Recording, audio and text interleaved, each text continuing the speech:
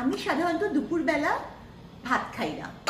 তো আজকে আমি ভাবলাম যেহেতু প্রিয়াঙ্কা আমার জন্য সেই শুধু নাটোর থেকে ঘি নিয়ে আসছে, আমি ভাবলাম যে আমি একটু ভাত খেয়ে দেখি টেস্ট করার জন্য, কারণ ঘি হচ্ছে আমার খুবই পছন্দের একটা খাবার।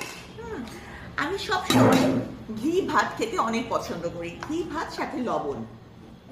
আমি জানি না যে আপনাদের এটা কেমন লাগে, কিন্তু আমার এটা খুবই ফেভারিট একটা জিনিস। হ্যাঁ, তো আমি একটু খেয়ে দেখি।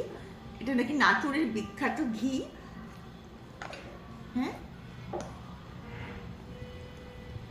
আচ্ছা,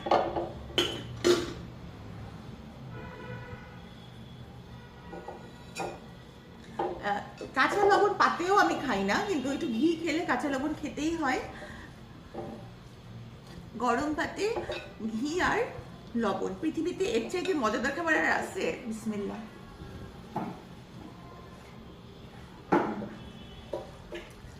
সেই মজা, অনেক মজা। আমি একটু এর সাথে ভাবতেছি ঘন ডাল নেব। ডালটাও দেখি খুব সুন্দর হয়েছে রান্নাটা আজকে। এই যে একটু ঘন ডাল আর ঘি। ঘিতে থাকবে ফ্যাট, রাইসে কার্বোহাইড্রেট এবং ডালে হচ্ছে প্রোটিন। Rice, fat, carbohydrate.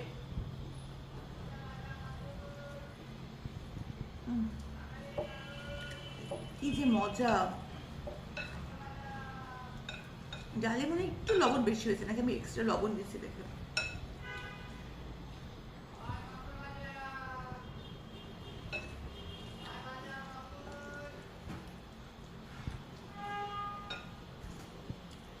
অমৃত, এর চাইতে মজাদার খাবার হতে পারে? বড় বড় 5 স্টার হোটেলের খাবারও এত মজা লাগে না, যে আজকে এই যে ঘি, ডাল, ঘন ডাল আর ভাত যেরকম মজা লাগলো।